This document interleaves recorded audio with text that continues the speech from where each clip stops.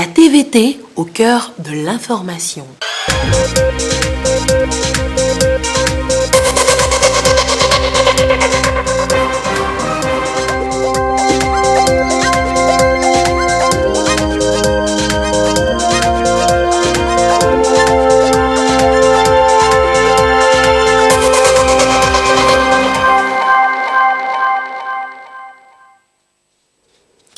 Grand ennemi des plantations, les chenilles légionnaires ne laissent généralement aucune chance de rendement aux producteurs.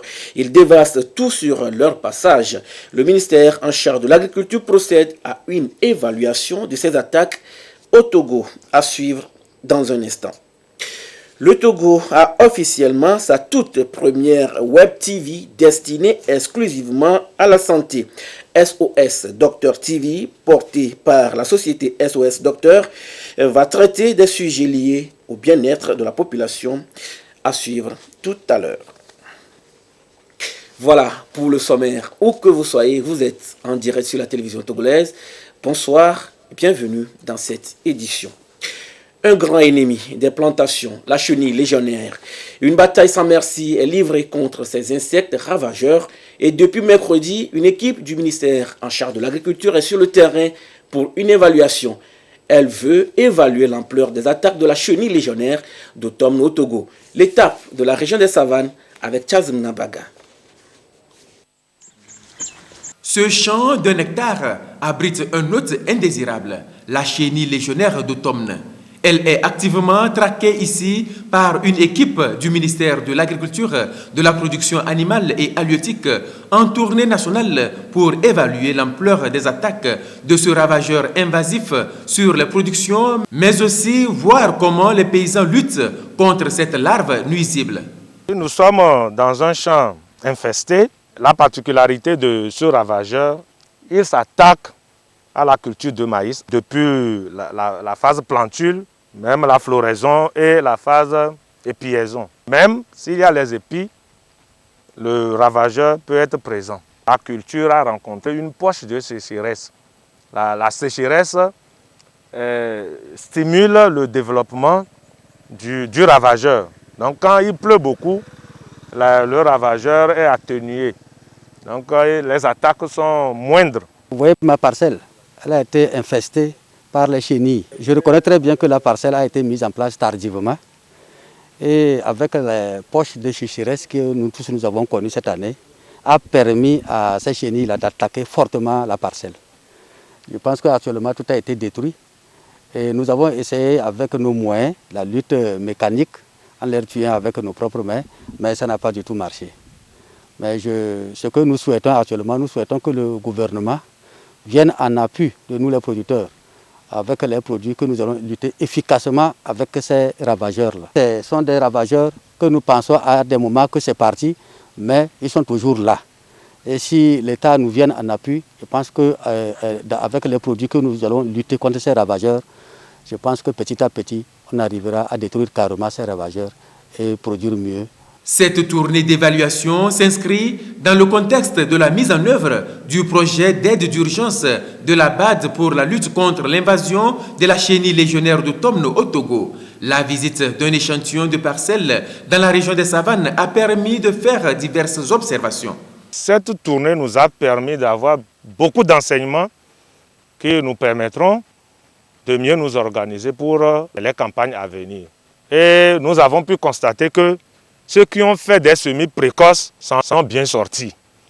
Mais ceux qui ont fait des semis tardifs, ils ont été rattrapés par la poche de sécheresse que nous avons tous constaté au cours du mois d'août.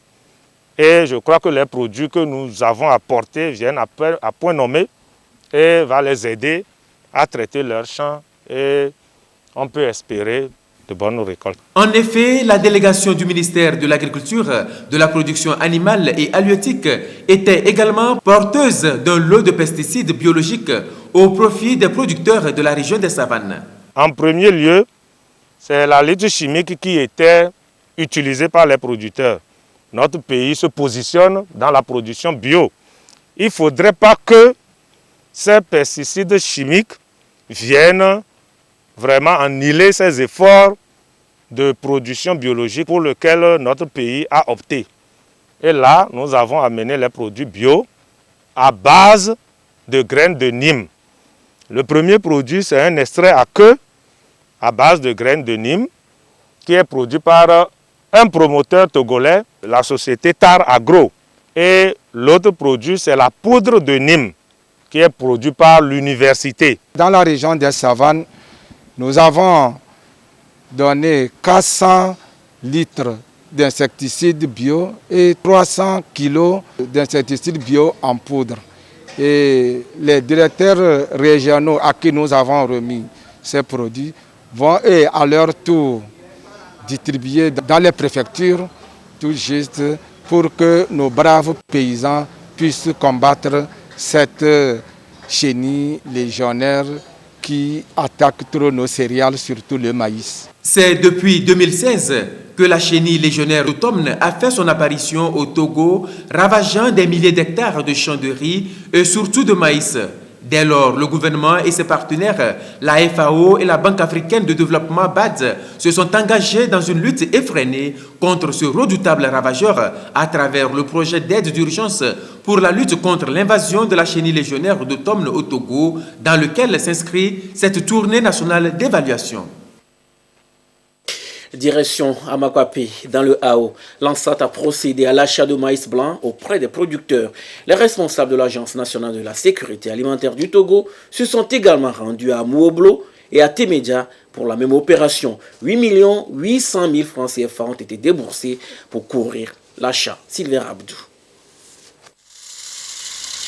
C'est la deuxième phase de l'opération d'achat de maïs qui s'est poursuivie ici dans les plateaux par l'Agence nationale de la sécurité alimentaire du Togo, ANSAT, une opération pour aider les producteurs à écouler le reste de leur stock céréalier. Un stock de l'année dernière dont les producteurs éprouvent des difficultés à les écouler sur les marchés. Le chef de l'État a donc instruit l'ANSAT tout en débloquant une enveloppe de 500 millions de francs CFA pour cette deuxième phase de l'opération destinée à favoriser le bien-être des producteurs. À Amakpapé, dans le Hao, c'est le groupement Madoué qui bénéficie de cette opération d'achat. Ici, 25 tonnes ont été enlevées pour un montant de 4 millions de francs CFA au grand bonheur des producteurs. Nous sommes très contents, très ravis de ce que l'ANSAT est venu nous acheter nos stocks restants. Vraiment, nous remercions beaucoup le chef de l'État. Les 4 millions que nous avons aujourd'hui vont nous aider au moins à acheter les fournitures pour nos enfants, à préparer aussi la campagne prochaine pour que nous aussi nous puissions au moins aller de l'avant. Dans l'Amou, 30 tonnes ont été enlevées pour un montant de 4 800 000. 20 tonnes achetées auprès de l'Union Solima Témédia et 10 tonnes auprès du Scoops Nouagbé à Oné, à Amoublo. Il fut un temps là, on se plaignait, se lamentait comment on va faire pour que ce stock de 10 tonnes là, d'anciens maïs doit sortir de nos magasins. Et voilà, notre cri a été entendu par le président de la République, son Excellence Swaziland Gnassingbé. Et il a envoyé un SAT de venir nous l'acheter. Vraiment, c'est une joie énorme. En tout, 55 tonnes ont été enlevées dans ces 3 localités pour un montant de 8 800 000 francs CFA. Cette politique du chef de l'État à travers l'ANSAT, Agence nationale de la sécurité alimentaire du Togo, consiste donc à encourager les producteurs et surtout leur donner des pistes pour la mise en marché des produits en vue de leur commercialisation.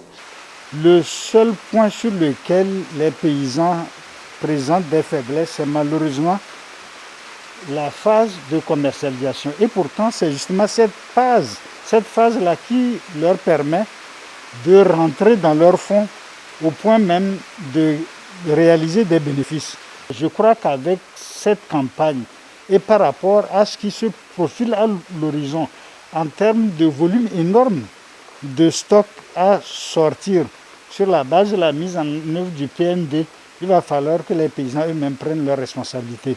Nous sommes à leur service, nous allons toujours les accompagner de façon qu'au niveau de cette phase terminale de leurs activités, qu'ils puissent s'entendre pour afficher les mêmes prix, définir les mêmes offres en fonction des différentes tailles des marchés qui s'offrent à eux.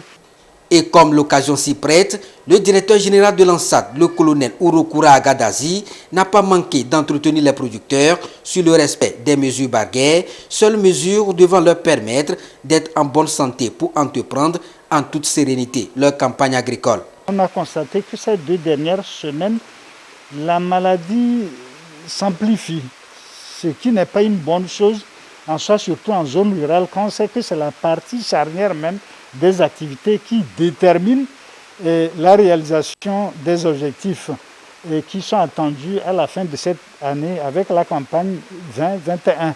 Donc les paysans doivent continuer les mêmes efforts pour respecter les mesures barrières de façon à leur permettre de continuer leurs activités pour pouvoir réaliser les grands objectifs du PND.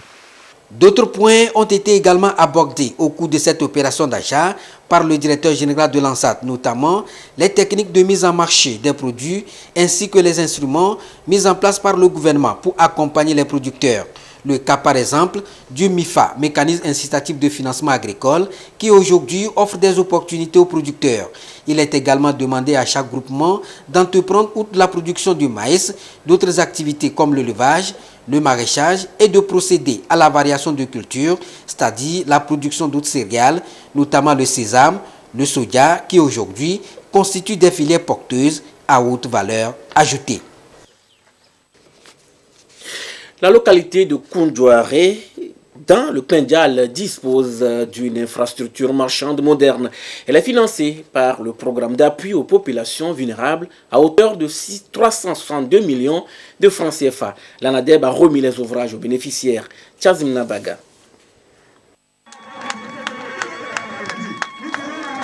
Le nouveau marché de Koundouaré dans la préfecture de Pendial, désormais ouvert au public. C'est un acte fort du gouvernement qui mise sur la réalisation des infrastructures socio-économiques pour impulser le développement dans les communautés à la base. Ces nouveaux ouvrages constituent un levier pour l'accroissement des activités commerciales de la population de Koundouaré et de ses environs. La réalisation de cet édifice traduit la matérialisation sur le terrain de la politique sociale du chef de l'État. Ces infrastructures donc vont avoir un impact sur le renforcement des fondamentaux sociaux, base cardinale de la création de richesses pour un développement ou une croissance économique durable. Coût de l'ouvrage, 362 millions de francs CFA financés par le programme d'appui aux populations vulnérables PAPV dans le contexte de la mise en œuvre du programme de soutien aux micro-projets d'infrastructures communautaires piloté par l'Agence nationale d'appui au développement à la base ANADEB. Il est constitué de 11 hangars de type préfectoral et cantonal, de 4 magasins, d'une boucherie, d'un bloc de boutique et d'un bloc administratif. Il y a de cela un an, nos commerçants et commerçantes se retrouvaient sous les paillotes et étaient exposés au vent, aux pluies.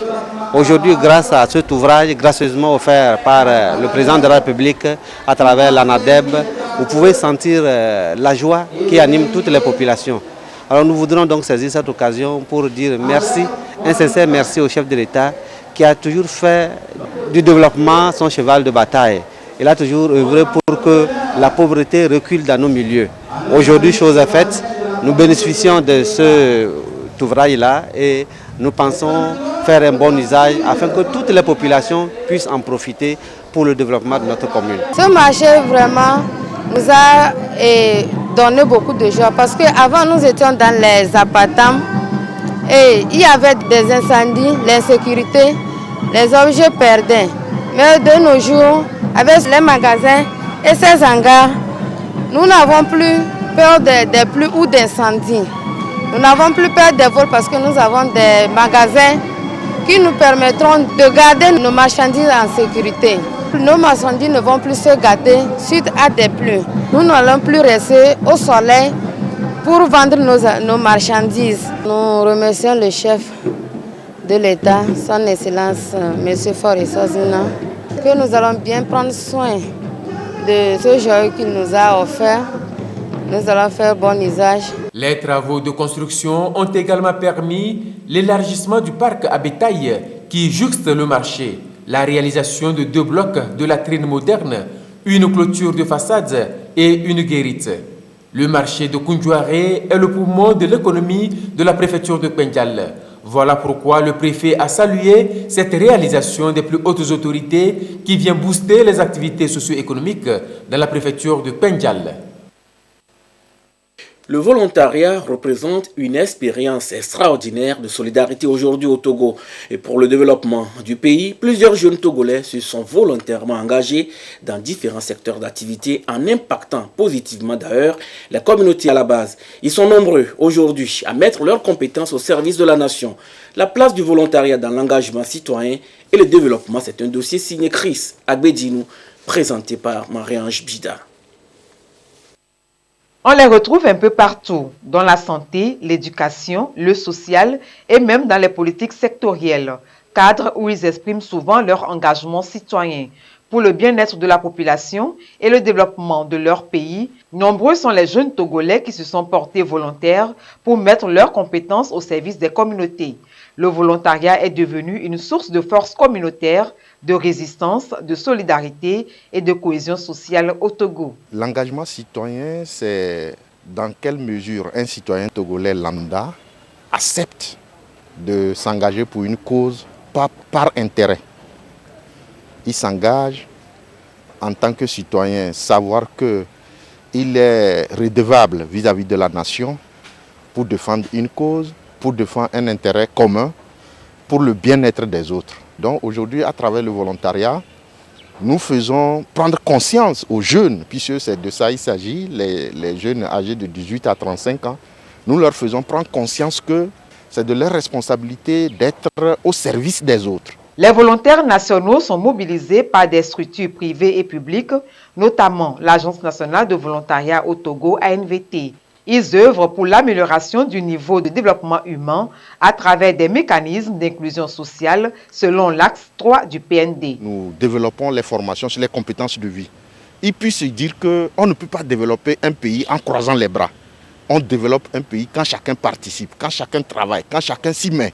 Donc, une certaine conscientisation de cette jeunesse sur leur rôle est très important. Et souvent, les formations qu'on leur donne sur l'entrepreneuriat, les compétences de vie permettent que ceux qui étaient là, oisifs, commencent par faire quelque chose de leur vie. Commencent par entreprendre une activité génératrice de revenus, commencent par apprendre un métier, commencent par ouvrir un atelier, commencent par initier des activités de maraîchage, des champs, de l'élevage. Donc aujourd'hui, le volontariat, c'est un outil de motivation des jeunes à faire quelque chose pour leur nation. Le volontariat au Togo, selon certains acteurs, est une politique de développement réussie. Je viens du Sénégal, on n'a pas cette visibilité de l'engagement des volontaires comme au Togo. Quand je suis arrivé dans le cadre même du PROSEMA, dans le programme que je coordonne, on me dit que j'ai 13 volontaires à travers donc, les différents appuis que nous faisons. Donc, je n'ai jamais vu ça au préalable.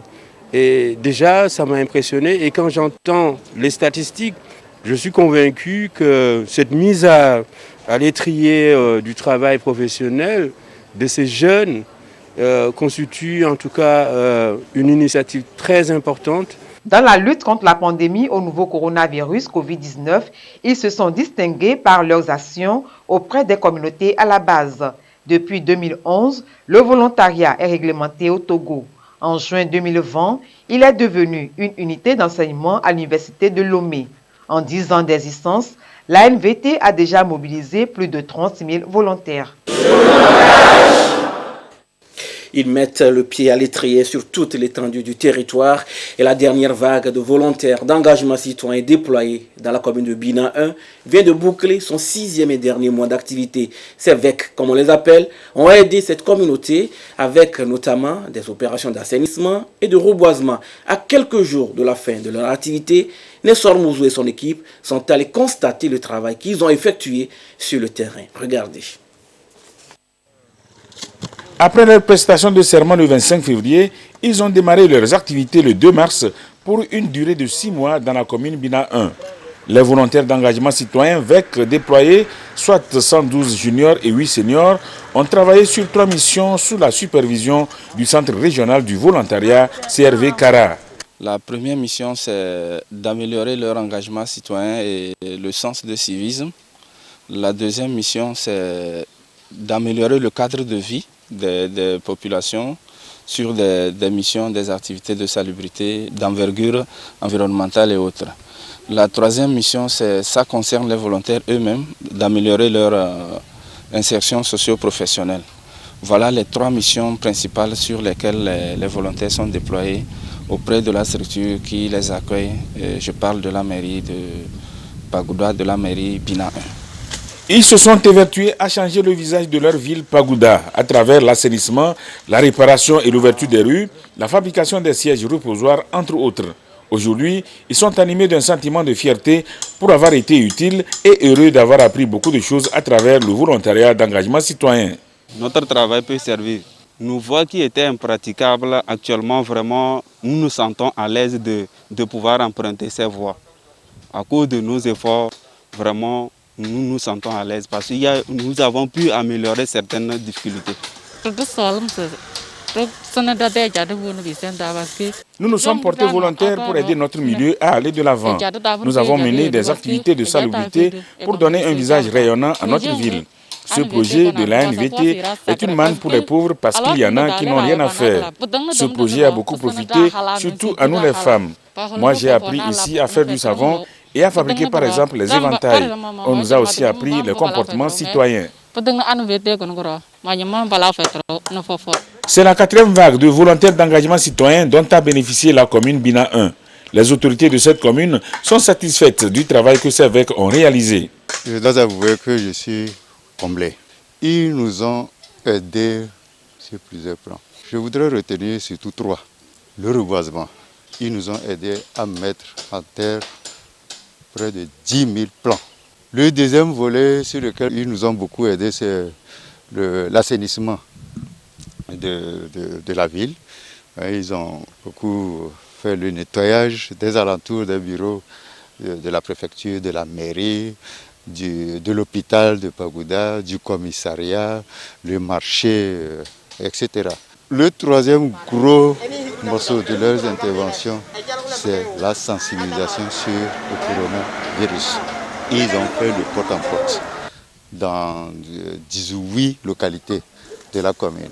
En dehors des réalisations physiques visibles, ces VEC sont des individus nés de nouveau. Nous voyons des gens qui sont rentrés avec un profil A, qui aujourd'hui ont des profils B, qui peuvent s'autonomiser dans la vie à cause de tout ce qu'ils ont appris durant cette mission. La mission dure 6 mois, mais l'accompagnement va au-delà. Le volontariat d'engagement citoyen concerne les jeunes de 18 à 37 ans des 2 sexes et qui ont fait au maximum la classe de terminale mais qui n'ont pas obtenu le bac. Un paquet d'accompagnement leur est consacré. Ils sont formés sur la culture de l'épargne, ils formalisent leur projet de vie et sont orientés vers les institutions de microfinance pour obtenir des crédits et réaliser ces projets de vie. En fin de mission, la NADEB soutient ceux qui ont appris des métiers et qui veulent s'installer en les dotant de matériel de travail. Excellence d'Afra, c'est un projet d'ouverture sociale et intellectuelle. La Jeune Chambre internationale section Togo en est l'initiatrice. Le projet compte promouvoir la culture de l'excellence et primer les meilleurs étudiants en sciences de la santé à travers des concours. Solange Amandé Chris Agwedjinou, Yasmine Kodia, précision. Jeune Chambre internationale JCI Togo veut contribuer à l'épanouissement intégral des étudiants en sciences de la santé au Togo. À cette conférence, elle annonce le projet Excellence d'Afra qui va être bientôt mis en œuvre pour stimuler les étudiants. Nous avons été sollicités par le laboratoire d'Afra Pharma qui, à l'époque, voudrait lancer un projet au sein de l'université de Lomé. La Jeune Chambre internationale ayant une branche à l'université de Lomé a accueilli à bras ouverts ce projet qui devrait permettre à ce que nous ayons dans 5 ans, dans 10 ans, dans 15 ans, de meilleurs médecins, de meilleurs personnels de santé qui travaillent pour l'épanouissement de nous-mêmes, de notre santé et de notre bien-être. L'initiative promeut la culture de l'excellence dans la formation supérieure médicale pour plus d'ouverture sociale et intellectuelle. Nous sommes un laboratoire pharmaceutique belge et qui voulons accompagner ce projet pour que ça réponde à la culture donc, de l'élite, la culture donc, de l'excellence. Et pour ce faire, lorsque l'AMPO nous a approchés avec le projet, ça cadrait intimement avec notre vision. Nous allons financer toutes les activités, que ce soit les différents concours et les prix, nous allons les rendre disponibles donc pour les lauréats. La Jeune Chambre internationale Togo est un réseau mondial de jeunes citoyens actifs. Elle offre un cadre d'apprentissage aux jeunes afin de relever les défis des communautés. Le projet Excellence d'Afra est financé par le laboratoire d'Afra Pharma. Quelle place occupe l'élite médicale dans la culture de l'excellence au Togo? Profession de prestige, mais qui exige assez de compétences et d'agilité d'esprit. Le métier de la santé est-il pratiqué dans la sérénité pour satisfaire les patients? Chris Agwedine Solange Amandé et Yasmine Kodir. Ils ont constamment entre leurs mains la vie de leurs semblables à qui des soins appropriés doivent être administrés lorsque ceux-ci viennent à tomber malades. Eux, ce sont des médecins appelés à pratiquer de façon exacte la science et l'art du diagnostic, le traitement et la prévention des maladies. Pour ce faire, la fonction exige des compétences qui s'acquièrent en cultivant l'excellence dans l'apprentissage et la pratique du métier. Au Togo, l'élite médicale occupe une place de choix au sein de la population. Que nous avons une élite médicale aujourd'hui. Si vous regardez un peu dans la sphère de ceux qui sont les principaux enseignants, chercheurs à la faculté de la santé à Lomé, vous pouvez reconnaître qu'ils ont d'autres mérites, mais aussi ils ont d'autres compétences en dehors du cursus médical et pharmaceutique. Ceci étant, vous allez retrouver dans des associations, vous allez retrouver dans des organismes où ils partagent l'excellence avec les autres. Pas mal d'enseignants-chercheurs, pas mal de professeurs agrégés, de professeurs titulaires ont impacté les différentes organisations internationales de par leurs compétences, mais aussi de par leurs apports dans les différentes structures auxquelles ils ont eu à participer. L'élite médicale togolaise a un repère, la faculté des sciences de la santé. Elle a formé d'éminents docteurs en médecine et en pharmacie, mais aussi des médecins spécialistes. Ceux-ci assurent la transmission de la culture de l'excellence dans l'exercice de la profession à la jeune génération. Elle se transmet de génération en génération.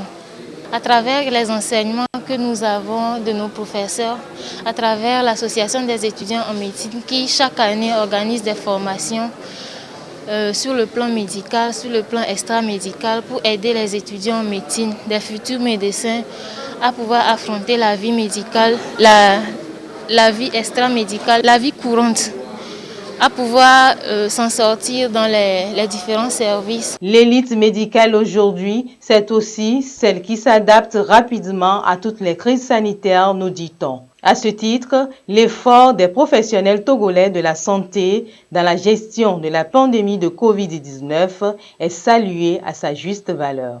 Le Togo peut être cité aujourd'hui comme exemple. Dès que la pandémie s'est révélée ici au Togo, il y a un comité scientifique qui s'est formé rapidement sur le plan organisationnel qui est assez haut.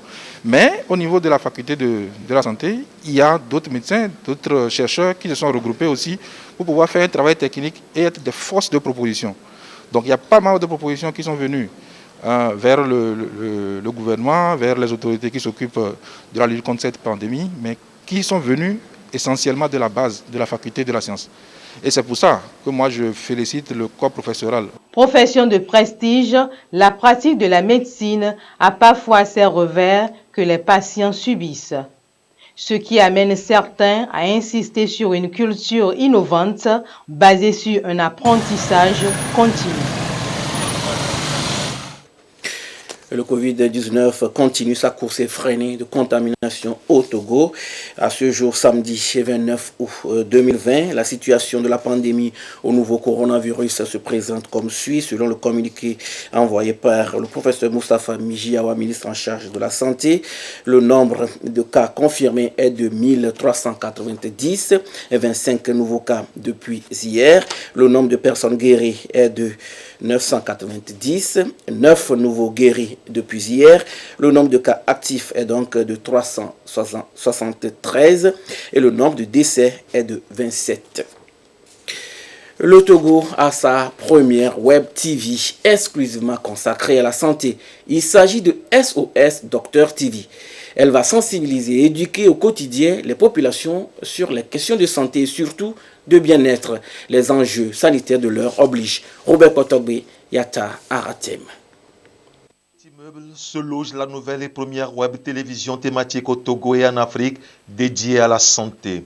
SOS Docteur TV. Bonne nouvelle alors pour les internautes sur le continent qui disposent de quoi s'informer en un temps record à travers les messages vidéo diffusés sur les grandes plateformes de réseaux sociaux. Il sonnait 13 heures quand la société SOS Docteur, porteuse du projet, rendait disponibles officiellement les premières informations sur www.SOSDocteur TV. L'application va s'afficher sur vos smartphones comme ça. Là, vous devez voir téléconseil, téléconsultation. Donc, pour consulter, vous appuyez là. On a de 6h à 7h jusqu'à 5h du matin. Elle vient corriger les lacunes et combler le vide d'informations en santé en cette période de coronavirus. Nous avons voulu utiliser la Web TV pour lancer une télé thématique qui est SOS Docteur TV pour donner l'information sanitaire crédible, pour contenir, maîtriser la bonne information pour la population. Une télé qui sera animée par les professionnels de santé au Togo, au Bénin, au Burkina, dans la sous-région, dans les pays dans lesquels M-Afrique se trouve, que ce soit en Afrique et en dehors du continent africain, pour que les médecins qui sont dans cette organisation, les sages-femmes qui sont dans cette organisation, les infirmiers, les acteurs de la santé puissent avoir un champ d'expression pour donner la bonne information à la population. Le tout basé sur un programme diversifié et varié, 24 heures sur 24, sur Facebook, WhatsApp, Instagram et YouTube. Lorsque vous parcourez la grille sur notre site internet SOS Docteur TV, vous allez voir les émissions de débat, vous allez voir les magazines, vous allez voir le sport matinal dans la rubrique Allô Docteur. Nous allons donner la possibilité à l'homme de la rue à travers la rubrique micro-trottoir pour que les gens parlent de ce qu'ils pensent de la santé dans nos pays. Ce nouveau joyau du monde médiatique voit le jour en pleine crise sanitaire mondiale. Il va sans doute contribuer à l'éradication du Covid-19, mais dans le respect de sa ligne éditoriale, prévient la haute autorité de l'audiovisuel et de la communication RAC. La première des choses, c'est que la chaîne reste dans le cadre de son objectif. Elle est consacrée à la santé. Elle sera faite pour la santé. Donc on n'attend pas à avoir d'autres préoccupations que la santé, à moins que ces préoccupations n'influent directement sur la santé. La deuxième chose, après tout, un organe de communication. Donc vous avez des règles précises, vous avez un langage précis, vous avez un style précis. Et donc il faut rester dans cela. C'est ça qui fait le professionnalisme. Et ensuite faire en sorte que toutes les rubriques, toutes les émissions, la grille des programmes qui a été validée par la RAC puisse être respectée. C'est le 7 août dernier que la RAC a autorisé l'installation et l'exploitation du Web TV SOS Docteur TV. Elle sera renforcée par la suite par une télévision numérique terrestre et un centre de formation de journalistes en santé. Le directeur de cabinet au ministère de l'Action sociale a salué ce projet qui vient éduquer les couches socio-professionnelles, surtout les plus vulnérables. Le ministre de la Culture, Kossivi Chegbetognon, réceptionne la Renaissance culturelle, un monument en bronze érigé dans l'enceinte de son cabinet. Il symbolise la valorisation de la culture togolaise dans son ensemble. Magloire Akwe, Urecha Megan et Sonia Aminiko. Un monument pour symboliser la culture togolaise. L'œuvre est dénommée la Renaissance culturelle. Érigée ici dans l'enceinte du ministère en charge de la culture, elle porte toute une histoire. La sagesse et l'identité africaine, les conflits générationnels, la disparition des religions et de la culture africaine, les doctrines, les règles de fonctionnement et les politiques. Un vrai chef-d'œuvre qui dévoile la vision de l'artiste. Que voyager à l'opportunité que ministère J'ai eu l'opportunité de découvrir assez d'œuvres dans plusieurs ministères en charge de la culture lors de mes voyages à travers le monde. Chose que j'ai voulu matérialiser ici, car il nous appartient à nous, la jeunesse, de relever la culture togolaise.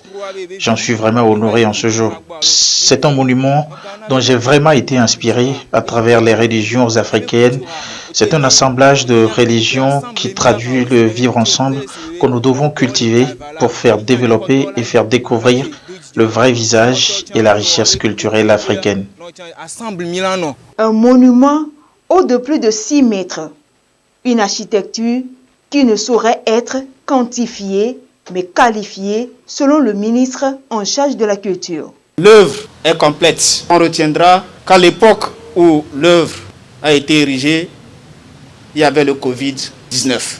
Vous verrez un vieux qui porte un masque.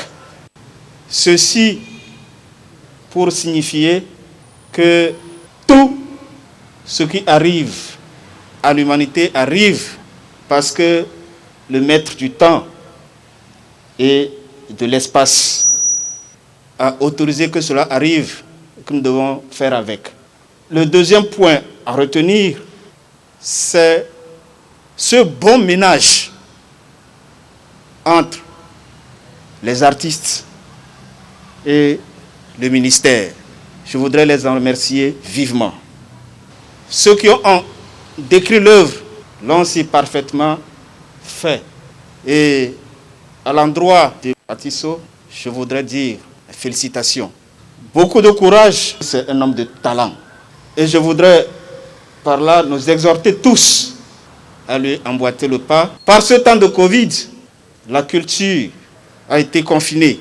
Mais nous ne devons pas faire de notre point de chute le dortoir. C'est pour cela que, malgré tout, la culture renaît. Et c'est pour cela que cette œuvre est baptisée Renaissance de la culture. De cet art se dégage le génie créateur des artistes togolais. Ils sont donc appelés à œuvrer pour donner au pays sa gloire culturelle et intellectuelle d'antan. Fin de cette édition, merci de nous avoir suivis. Coucou spécial à celles et ceux qui donnent de leur temps pour sauver les malades du Covid-19. Prenez soin de vous, croyez au meilleur et gardez toujours le sourire, quoi qu'il arrive. Mais vous suivrez tout à l'heure, à la fin de cette édition, la nouvelle bière Bébé Ladja, une nouvelle formule en bouteille de 50 centilitres. Ce nouveau format de la Bébé Ladja est disponible sur le marché. Bonsoir chez vous. Désormais, avec 500 francs, on a sa Bébé Lager. Cette bière typiquement togolais est enfin disponible en bouteille de 50 centilitres. La qualité et le goût restent inchangés et identiques à la Bébé Lager format 65 centilitres.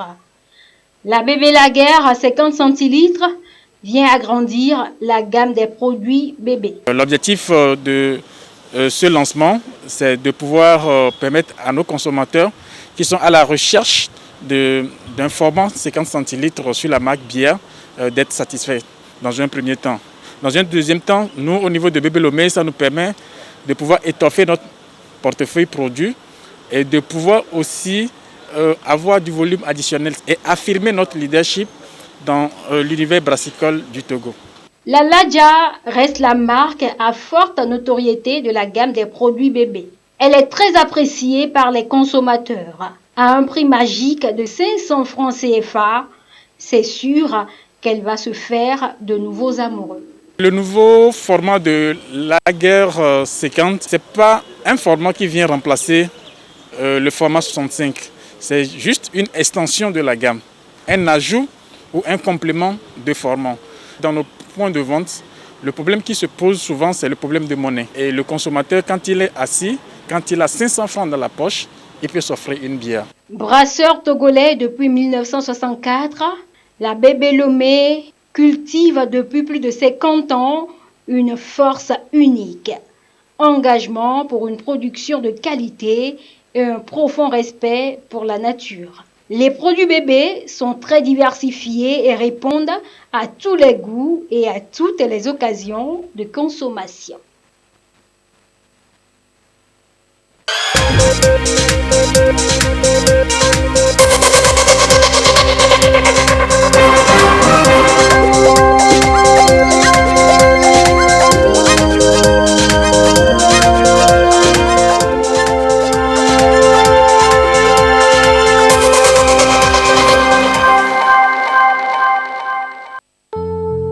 L'Agence nationale de la protection civile vous présente la météo.